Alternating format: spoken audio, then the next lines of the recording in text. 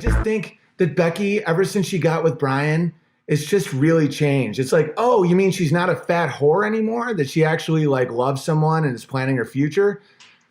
Like, leave your concern for yourself. Jordan Peterson is a sick dude. Sick. And the Jordan Peterson bots, because what he does is he takes these men that desperately want to look up to something strong. So they take a human being, which is always a bad call. Okay, I'll give you an example why you should never look up to a human being. Who's our greatest president? People say like Abraham Lincoln, right? So did you know that this is when things get real muddy. Our greatest massacre in the history of America, it was against Native Americans. We killed like 100 and something of them, just killed them all. And so then, people would be like, oh yeah, I mean, the treatment of Native American. Who did it? Abraham Lincoln. Why? Not really a big reason. Probably because his dad was killed by Native Americans and he was kind of he was a bit of an asshole. Abraham Lincoln said that he never would ever support whites and blacks marrying and having children because he considered them subhuman. He only ended slavery to cripple the economy of the South. So who's your good guys and who's your bad guys? Guess what? Men are compromised, all of them, including myself. Don't look up to me like some sort of deity. It's really, really destructive. Only look up to God, Jesus. Don't look up to man. Because when you do, you end up losing your ability to see reality and function. Like that person said, you just misrepresented JBP so much, I'm concerned for you. Did they add any facts? Did they say what I got wrong? What in reality JBP is? No. All they do is attack me in a female passive-aggressive way. JBP is an evil dude, man. And he gets these men like that dude that just said that, and he cucks them out.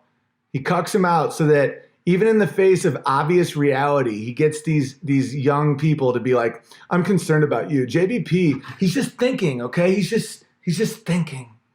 Someone could ask him directly, what do you think about abortion? He won't answer. Want to know the reality? It's bad. But that gets you a lot of social heat, right? So what does he do? He goes, what I would say, is I would not recommend it to someone I cared about. He's a lawyer, dude. He's a lawyer, and he's a liar. So let's finish watching Thomas Sowell. More recently, if you take black families where the husband and wife are both college educated and compare them to a white family where the husband and wife are both college educated, the black family is now earning $2,000 a year more. The problem is that very few blacks fall in that category. That when you compare category for category, then we're talking about getting people a decent education. I'm saying that you cannot say that numbers collected at the employer's place of business reflect simply the employer's policies. Those numbers reflect underlying conditions in the whole society, just as numbers collected at the hospital do not show you that the people are sick because they're in the hospital. No, I would agree with that. But you would also have to agree that, generally speaking, women are paid less, for example, for the same jobs as men. No, I would not. I would not agree with that. If you're talking about women with the same number of years of experience, with the same continuous service, et cetera, then when I look at that, I don't find that disparity. I find, for example, in many cases, the women are making more, depending on how you break the data down. The difference with women is between married women and everybody else. That's the real difference. Well, even as to single women, the Census Bureau statistics, the most recent ones I could find, 1978, say that single men are earning $11,100 and single women are earning $9,300. But do you see this point? It's never married is the difference. It's all word tricks, and it's ancient. Listen to this. Always. Yes, I love the word single that is used. When I did my study, I didn't use single, I used never married. You see, a woman who is single at age 40, having spent 10 or 20 years raising children, is really not quite the same as a man of age 40 who's been working continuously for 20 years. And the differential she cited is not that great, so it could easily be accounted for by the Yes, because when I break them down the other way, I did this for the academic world, and there I found the women who are never married, which is the term way I take it. There they were earning more than the men. And similarly, when the government did data some years ago on women who had been working continuously since high school into their 30s. All right, so why am I playing that? Because I'm trying to show that this argument had been hashed out almost before my birth. And when I watched Barack Obama say it, and I thought that it was a misunderstanding, that he wanted to be good, that he was trying to do the right thing. I really did. When Barack Obama first came on the scene, I thought he would be a good breath of fresh air. You know, he was not too inundated with government, and he was fresh and new and hopeful and all this stuff. And when he first talked about the wage gap, I believed it because I didn't read Thomas Sowell yet. And then I realized that anybody that knows anything about any of this knows it's been disproved. So it was evil for him to do that. And so this is when things start. I wish I could have thought, oh, Jordan Peterson has been corrupted by CAA. CAA is an evil institution. They rep Hillary Clinton and Spielberg, and they repped Harvey Weinstein the same time they were creating the Me Too movement. You understand that? Steven Spielberg is a sick, sick dude. I'll do a whole episode just on that guy. Does anyone know how the girl from Poltergeist died? Look into it. It's not a good time. That's when things get uncomfortable, is when you realize that it's been happening for a while. It's kind of like the difference between having someone you love or care about cheat on you like randomly at a party versus a long, like hidden affair. And some of those affairs are so dark and so hidden and so hard to deal with that some people literally just shut off and ignore it and just go, ha. That's one thing. I think the grab him by the pussy statement by Trump rattled the left so bad simply because they realized it was true. It's like that actressy mind control shit. Like, these people have been so broken down that they're like automatons of like sex and approval out there. It's really weird. All right, now I'm going to play you a video from Blackpilled. It's this YouTube account, so check it out. This has been going on for a while. And once you face the reality that look at what I've had to face. Okay, I'm doing this like research on like child pedophilia in Hollywood, and I'm blown away. I'm worried that I've like lost my soul just because I've like associated with these people. Someone tells me about this adrenochrome stuff, which I still don't quite understand if that's real or not, but I'm watching Fear and Loathing in Las Vegas with this creepy scene. And then out pops I'm like, oh, I know that girl. Oh, wait a minute. Did I live with her and have a relationship with her? Like, I'm like scrubbing myself, being like, what the hell was I part of? Power structure. The natural bodies. Oh, by the way, this was a defected KGB agent named Yuri something. This is from the early 80s, dude. This is not recent. My entire life, this has been the plan. Administration, which are traditionally either elected by people at large or appointed by elected leaders of society, are being actively substituted by artificial bodies, the bodies of people, groups of people whom nobody elected, never. As a matter of fact, most of the people don't like them at all, and yet they exist. One of such group is media. Who elected them? How come they have so much power?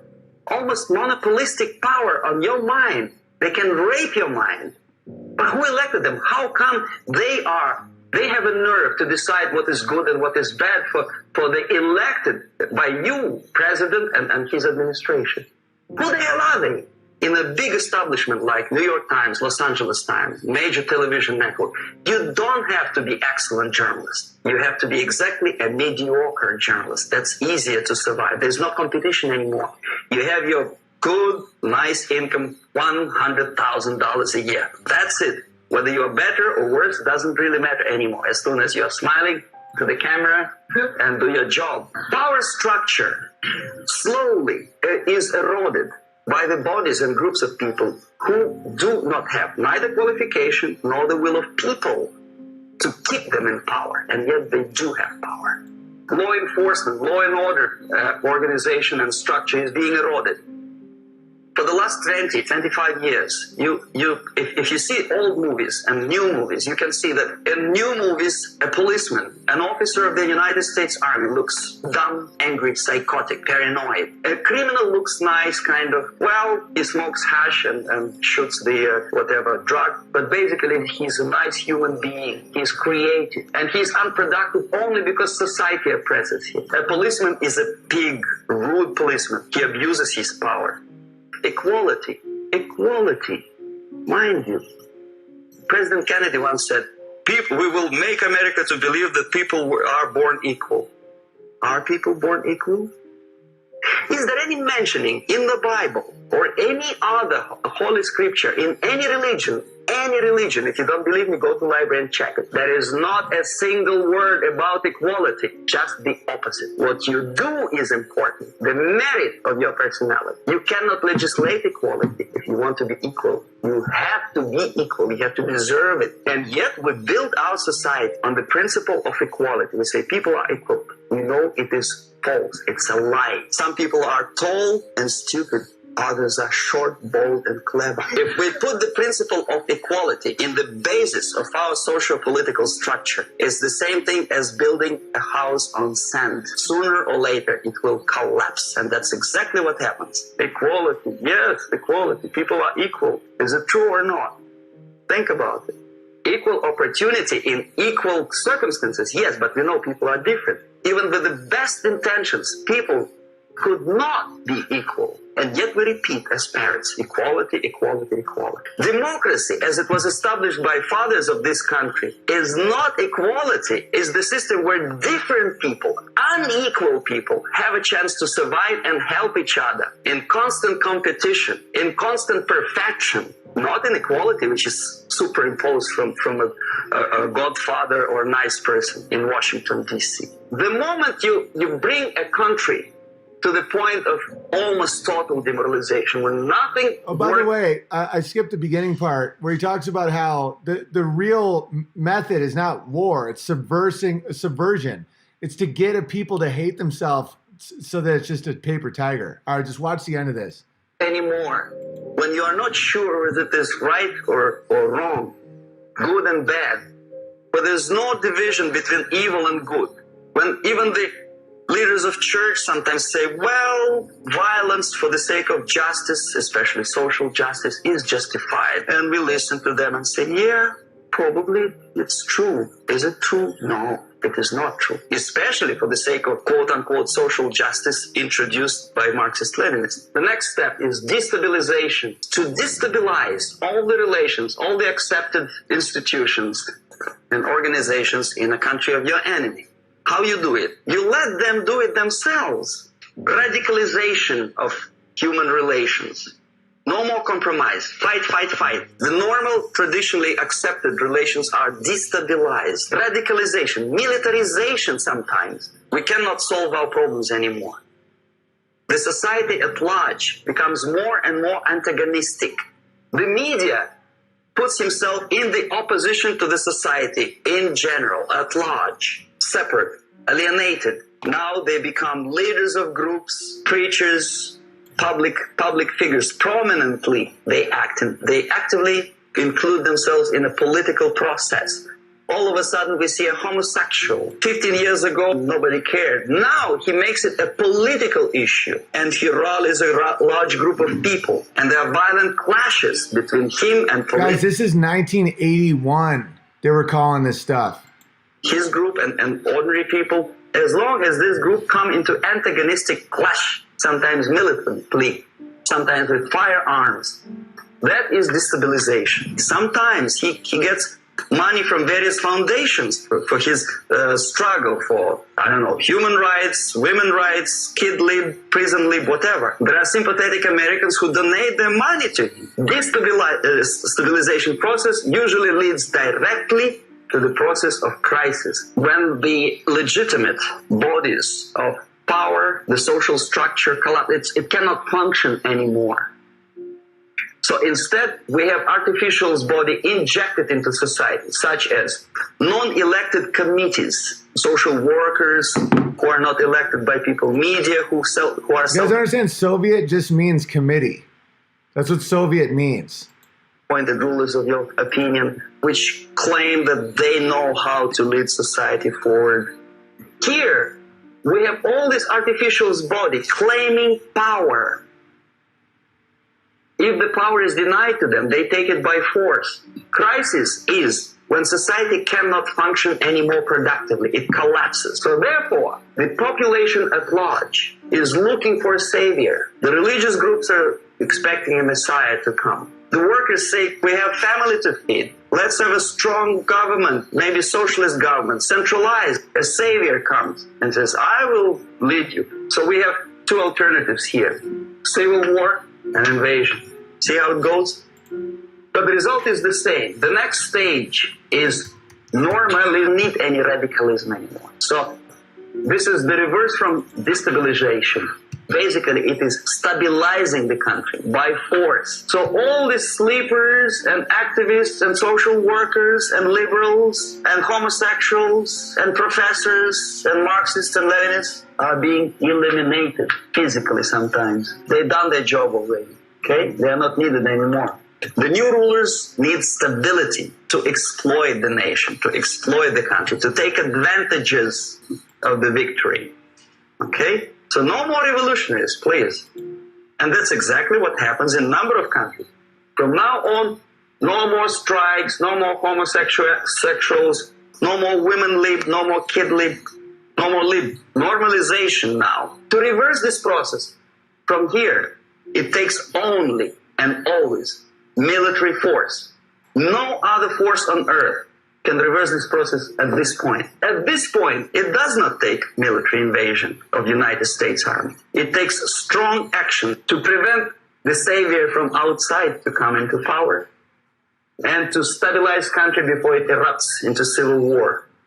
The ultimate goal, however ridiculous it may sound, or primitive or simplistic, is the world domination. This is what it is.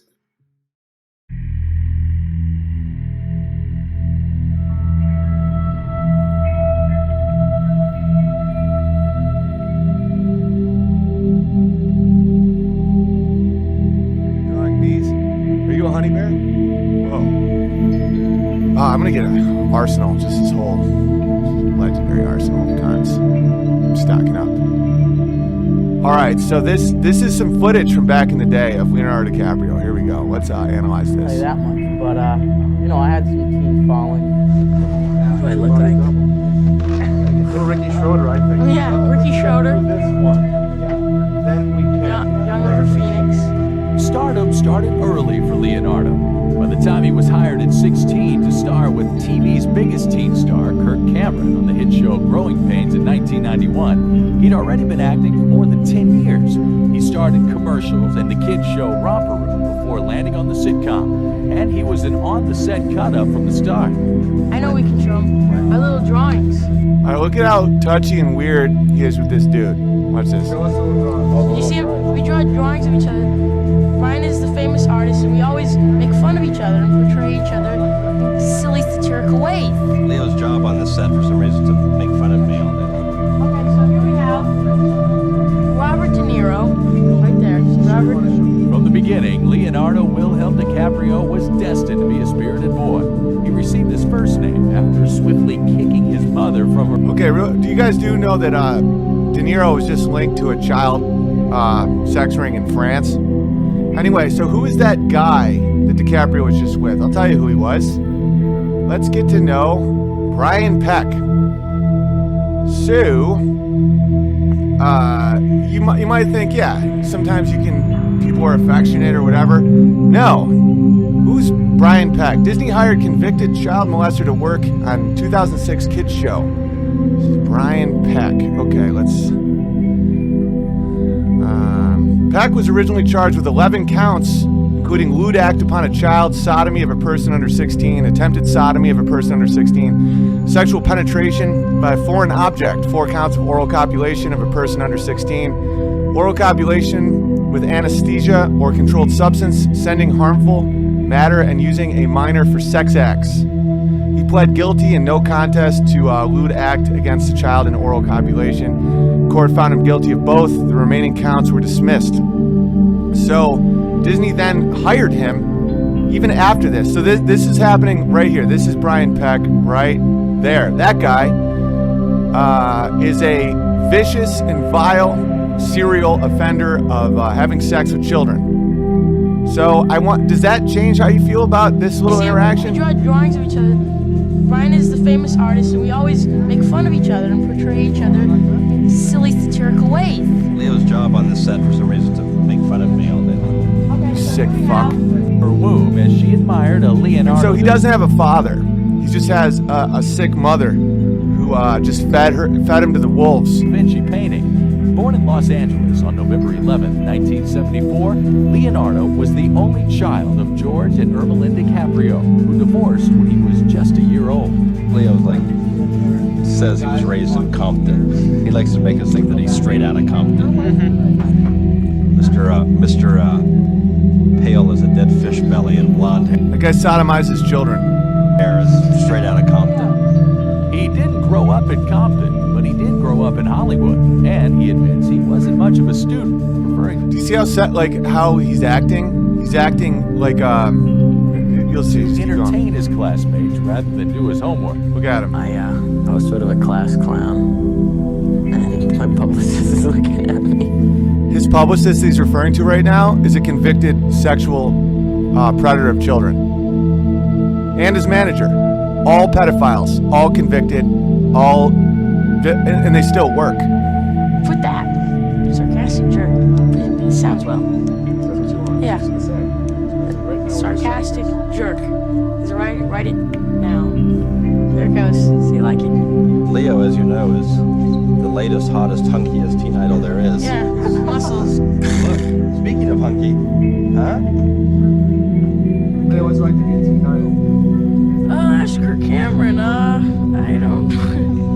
Well, I see my. Alright, I can't watch any more of that shit. It's just so disturbing. So Kirk Cameron becomes a born-again Christian and gets out of it. But DiCaprio doesn't. So what is DiCaprio now? He's unable to have a family, can't get married, can't have children. He's a mouthpiece of globalist desires. That's why you don't hear about Kirk Cameron, because he got out. DiCaprio stands up there, even though he owns a yacht and a private jet and 5 mansions, and says that we're the problem because of our carbon footprint and that we should submit and give in to the globalist agenda. Why? Because he's owned. He's owned.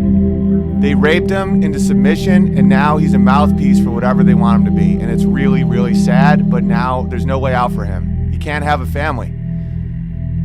Think about all that money, all that fame, all of it. None of it matters. He had no childhood. He was raped constantly by these people with no one to protect him. That's why family's the most important thing. That's why they want single moms. These people are predators, financially, sexually, spiritually, everything. They want to take your shit. They want to fuck your kids. They want to take your money, take your freedom, and they want you to sit there with shame because what? You're white, you're cis, you're whatever it is. You're male. You have national pride. You believe in freedom. You like your guns. They're going to use that to fuck your kids because it's worse than you even want to believe. And a lot of you won't accept it, and that's fine. You're dead weight. It's fine. I know that's going to be out there. But that Brian Peck guy was convicted of sodomizing children, and Nickelodeon still hired him after. Why do you think we reacted so viciously to James Gunn? James Gunn is a pedophile. He's a pedophile. And the fact that ABC fired him because of the backlash, and people were like, oh, Big Bear, how you're such a hypocrite. No, fuck these people. They serve these kids up to these monsters. You don't get to those positions in Hollywood unless you're part of the open secret. Because they need to have dirt on you. They need to trust you with their plans. And you can think it sounds paranoid. I just showed you a video where a kid was being treated like a sex object as a child on set by a man who has control. That man was convicted of raping a child and they rehired him. You just watched it. So you can sit there and think like, oh, you're exaggerating. You've gone crazy big. No, I haven't. You're crazy to me because you don't protect your own kids. You don't protect the future of your country. You don't protect the future of anything. That's crazy. And Sidekick Bear here will back me up any day of the week. I mean, he's a full-blown racist. He doesn't think we should allow anybody except for white males that own property to vote. That's what he says all the time. But I can't go down that road.